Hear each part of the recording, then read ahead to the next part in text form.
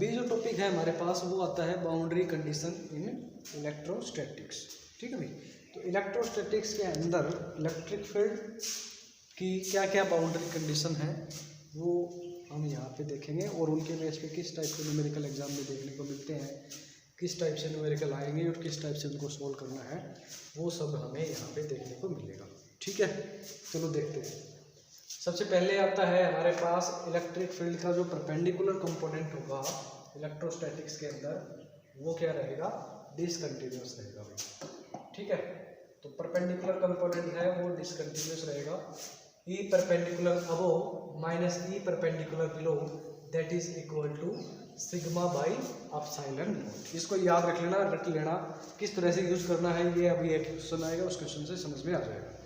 Electric field का perpendicular component above minus below that is equal to sigma by epsilon naught. Zero के equal नहीं आ रहा है तो दैट इज डिसकंटिन्यूअस। ठीक है, इलेक्ट्रिक फील्ड का परपेंडिकुलर कंपोनेंट डिसकंटिन्यूअस रहेगा। अगली बात आती है E parallel above minus E parallel below that is equal to zero, मतलब पैरेलल कंपोनेंट रहेगा वो कैसा रहेगा, कंटिन्यूअस रहेगा। इलेक्ट्रिक फील्ड का पैरेलल कंपोनेंट कंटिन्यूअस रहेगा इलेक्ट्रोस्टैटिक्स में। D parallel above D perpendicular above D minus D perpendicular below that is equal to zero, that is continuous.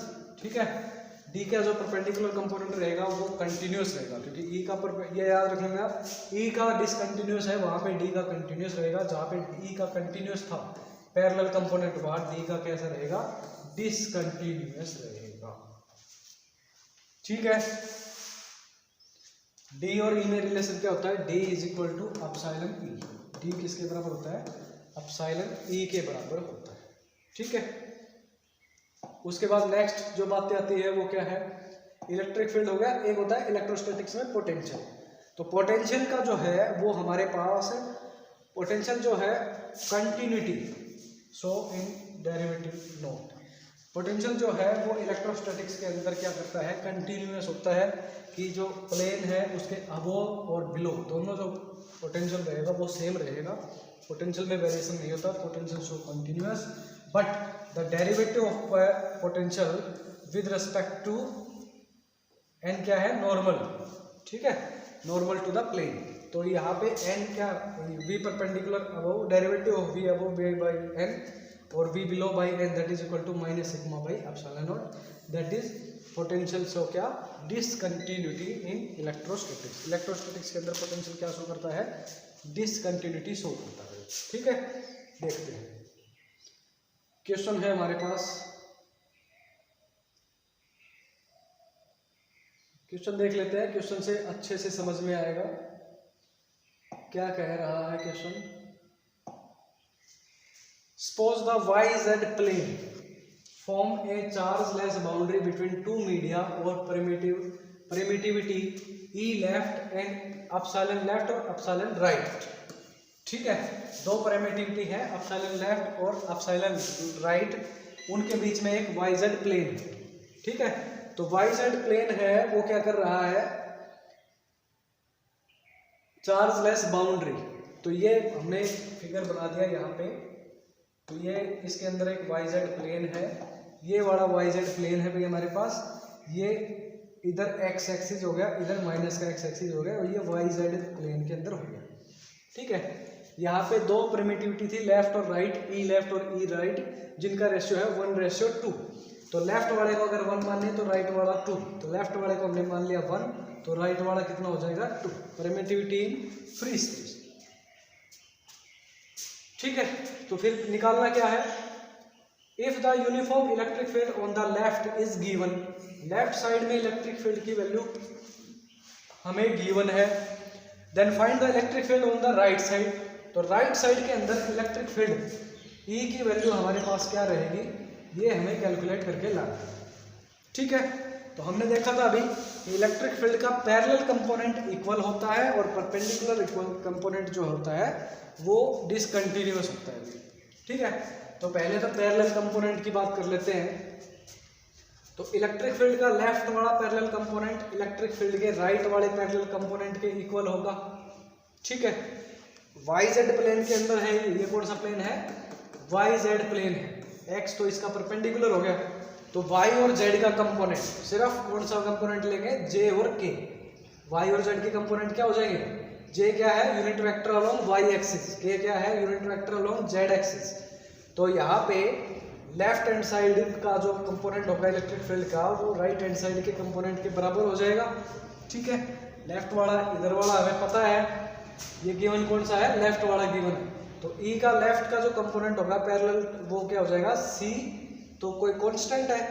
ठीक है, तो जे और के सिर्फ पैरेलल कंपोनेंट लेंगे, जे इंटू के का, तो ये हो गया लेफ्ट वाला कंपोनेंट। ठीक है, राइट भी इसी के इक्वल हो जाएगा, इलेक्ट्रिक फील्ड का पैरेलल कंपोनेंट ऑफ राइट ये क्या हो जाएगा, ये हो जाएगा।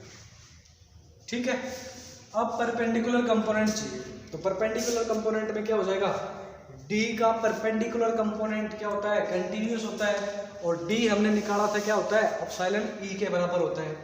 तो एक इक्वेशन लिख लेते हैं आगे, डी का perpendicular component in the left that is equal to D का perpendicular component to the right. ठीक है, इसका लेफ्ट का कंपोनेंट इसके राइट के कंपोनेंट के इक्वल हो जाएगा।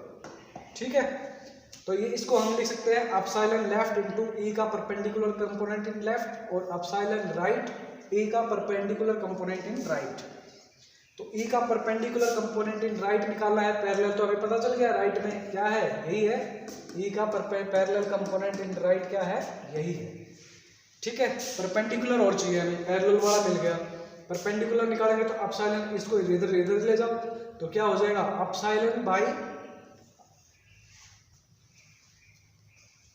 राइट वाला निकालना है ना, तो राइट वाला रखा मैंने, इसको इधर ले लो, तो epsilon left divided by epsilon R into epsilon perpendicular of left. ये क्या था, लेफ्ट वाला 1, राइट वाला 2, तो 1/2 ई परपेंडिकुलर ऑफ लेफ्ट, और ई का perpendicular component in left side, क्योंकि हमें सी दे रखा था, सी क्या दे रखा है, आई प्लस जे और प्लस के, ये दे रखा है ना। तो ये तो था पैरेलल कंपोनेंट, परपेंडिकुलर कंपोनेंट क्या बच गया, आई वाला, तो सी इंटू आई कैप, ये हो गया perpendicular component in left side. तो परपेंडिकुलर कंपोनेंट तो हो गया हमारे पास, जो ई का परपेंडिकुलर कंपोनेंट है राइट में, यानी कि जेड का कौन सा होगा, एक्स का, एक्स का कंपोनेंट तो हो गया हमारे पास 1/2 सी इंटू आई कैप, और जे और के वाले क्या हो गए, सी इंटू जे के, तो सभी को ऐड कर दो, ये सारा टोटल कंपोनेंट क्या हो जाएगा, ई का component in the right side parallel plus perpendicular that is equal to 1/2 I cap plus J cap plus K into multiply by some constant C. ठीक है, तो यहाँ से देखो क्लियर हो रहा है, इस टाइप के क्वेश्चन आपको एग्जाम में देखने को मिलेंगे। ठीक है, एक पैरेलल प्लेन दे दिया, उसके राइट साइड में आपको इलेक्ट्रिक फील्ड निकालना है, लेफ्ट साइड में इलेक्ट्रिक फील्ड निकालना है। ओके, इसी टॉपिक पर हमारे पास एक क्वेश्चन और है, और ये जो क्वेश्चन हम कर रहे हैं ये सारे कहीं ना कहीं किसी न किसी एग्जाम में आए होते हैं, कोई नेट में, कोई डेट में, कोई टीफर मार्क वगैरह में, इस टाइप के जो एग्ज़ाम हैं जिनमें मास्टर्स या ग्रेजुएशन लेवल की फिजिक्स का जिक्र होता है, पूछा जाता है, वो ये एग्ज़ाम में आए हुए। तो एक बाउंड्री कंडीशन के बेस पे ही एक नेक्स्ट क्वेश्चन देखते हैं। The half space region x greater than 0 and x less than 0 are filled with dielectric constant epsilon 1 and epsilon 2 respectively। ठीक है भाई, मान लो ये x एक्सिस है, ये इधर दे जैसे ये x एक्सिस है, तो इसका हाफ कर दिया हमने, ओरिजिन ले लिया 0, तो इधर बच गया हाफ और इधर बच गया half. x greater than 0 epsilon 1, x less than 0 epsilon 2, greater than 0 epsilon 1, less than 0 epsilon 2। ठीक है, कोई डाइलेक्ट्रिक कांस्टेंट से फील्ड है, इधर भी कोई डाइलेक्ट्रिक कांस्टेंट है, इधर भी कोई डाइलेक्ट्रिक कांस्टेंट है, इधर की परमिटिविटी है एप्सिलॉन 1, इधर की है epsilon 2।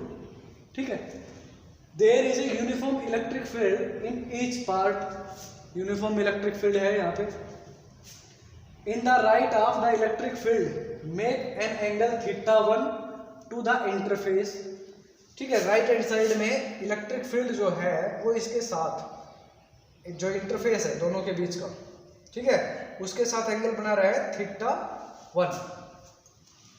The corresponding angle θ2 in the left half satisfy. तो लेफ्ट हाफ में क्या हो जाएगा, θ2 एंगल बन जाएगा, इलेक्ट्रिक फील्ड जो बनेगा वो इसके साथ में θ2 एंगल बना रहा है लेफ्ट हैंड साइड। ठीक है, तो अगर थीटा 1 इधर है, इधर थीटा 2 एंगल है, तो इनमें से ये जो 4 ऑप्शन है इनमें से कौन सा सेटिस्फाई होगा, ये हमें बताना है। ठीक है, तो देखो इलेक्ट्रिक फील्ड इधर है, थोड़ा सा ऊपर कर देता हूं इसको। ठीक है, पहले तो सिर्फ इसको समझो। ये वाला फिगर है हमारे पास, ये बन गया। ये इलेक्ट्रिक फील्ड E1 है और ये इलेक्ट्रिक फील्ड E2 है। E2 जो इलेक्ट्रिक फील्ड है ये इंटरफेस के साथ एंगल थीटा 2 बना रहा है। E1 जो है वो थीटा 1 बना रहा है। तो इसके दो कंपोनेंट होंगे, जिसके साथ एंगल थीटा बना रहा है उसके साथ आएगा कोसाइन ऑफ कंपोनेंट, इधर आ जाएगा साइन का कंपोनेंट। तो ये बन गया हमारे पास E1 कोस ऑफ थीटा 1, ये बन गया E1 साइन ऑफ थीटा 1। ठीक है, ये बन जाएगा इधर E2 कोस ऑफ थीटा 2 और ये बन जाएगा हमारे पास E2 साइन ऑफ थीटा 2। समझ रहे हो? अब इस पे लगाएंगे हम क्या, बाउंड्री कंडीशंस। बाउंड्री कंडीशन क्या है, पैरेलल कंपोनेंट इलेक्ट्रिक फील्ड के इक्वल होंगे।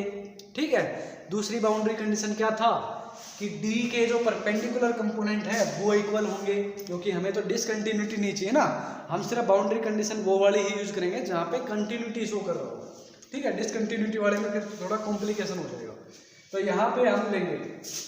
तो देखो पहली बाउंड्री कंडीशन है E का 1 का पैरेलल कंपोनेंट इक्वल होगा 2 का पैरेलल कंपोनेंट के इक्वल। ठीक है, तो देखो क्या हो जाएगा, E1 का पैरेलल कंपोनेंट कौन सा हो जाएगा, ये वाला।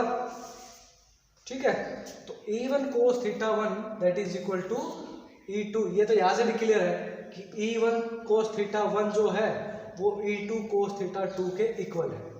ठीक है, बाउंड्री कंडीशंस। तो ये पैरेलल कंपोनेंट थे, ये हो गए इक्वल। अब परपेंडिकुलर कंपोनेंट की बात करते हैं। तो यहाँ ये जो प्लेन है, इस प्लेन के परपेंडिकुलर कंपोनेंट कौन सा, डायलेक्ट जो इंटरफेस है, डायलेक्ट्रिक इंटरफेस, इधर वाले को जो अलग कर रहा है, इसका परपेंडिकुलर कंपोनेंट ये वाला हो गया और परपेंडिकुलर कंपोनेंट ये वाला हो गया। समझ रहे हो? तो D के परपेंडिकुलर इक्वल होते हैं, तो D क्या हो जाएगा, एप्सिलॉन E के बराबर होता है। तो ये बढ़ जाएगा epsilon 1 E1 that is equal to epsilon 2 E2। किससे, बाउंड्री कंडीशन से। क्लियर है ना, इतना क्लियर है, कहीं कोई कंफ्यूजन नहीं है। समझ रहे हो? तो यहां से बन जाएगा क्या, एप्सिलॉन 1 E1 कितना है, इधर वाला, ये वाला E1 sign theta 1, E1 sign theta 1। ठीक है, उधर क्या बन जाएगा, एप्सिलॉन 2, और ये क्या बन जाएगा, E2 साइन थीटा 2। क्लियर है? ठीक है, एक इक्वेशन ये आ गई हमारे पास, एक इक्वेशन ये आ गई। अब हम ये देखेंगे हमें बनाना क्या है। ठीक है, कौन सा लेके आना है, क्या लेके आए, क्या करें कि ऊपर वाले की जैसी ही कुछ कंडीशन बन जाए। ठीक है, तो ये देखो थर्ड वाला ऑप्शन यहाँ से क्लियर दिखाई दे रहा है। अब epsilon 1 tan theta 1 that is equal to epsilon 2 tan theta 2, epsilon 1 sine theta 1 epsilon 2 E2 sine theta 2। ठीक है, ये है एप्सिलॉन 1 और ये है E1। ये है E1 cos theta 1 E2 cos theta 2। अगर इस इक्वेशन से इसको डिवाइड कर दे, इस इक्वेशन 2 के नीचे ये वाली इक्वेशन लिख दूं मैं, E1 cos theta 1 that is equal to E2 cos theta 2। तो इस E2 से तो ये E2 कैंसिल आउट हो गया, E1 से E1 कैंसिल आउट हो गया, sine theta 1 by cos theta 1 that is epsilon tan theta 1 that is equal to epsilon 2 tan theta 2। ये बन गया हमारे पास। ये वाला ऑप्शन क्या है, सी वाला ऑप्शन सही है। ठीक है, तो हमारे पास जो क्वेश्चन के अंदर 4 कंडीशन थी, उन 4 कंडीशन में से कोई भी एक हमें बतानी थी कि कौन सी बन रही है, इन चारों में से कौन सा बन जाए। ठीक है, तो ये बनाना था हमें। तो पहली वाली इक्वेशन तो ये आ गई हमारे पास। ठीक है, दूसरी वाली इक्वेशन यही आई थी, epsilon 1 E1 sin theta 1 that is equal to epsilon 1 E2 sin theta 2। इस वाले इक्वेशन को इस वाले इक्वेशन से डिवाइड कर दिया, epsilon 1 tan theta 1 that is equal to epsilon 2 tan theta 2। Option C is correct. Okay, तो ये वाले क्वेश्चन थे हमारे पास बाउंड्री कंडीशन के बेस पे। तो बाउंड्री कंडीशन के बेस जो एग्जाम में क्वेश्चन आने वाले हैं वो इस टाइप के क्वेश्चन आएंगे। ठीक है, तो यहाँ से थोड़ा सा एक आइडिया सा मिल जाता है एग्जाम पॉइंट ऑफ व्यू से कि भाई किस हिसाब से तैयारी करें ताकि एग्जाम में आने वाले क्वेश्चन को हम सोल्व कर सकें।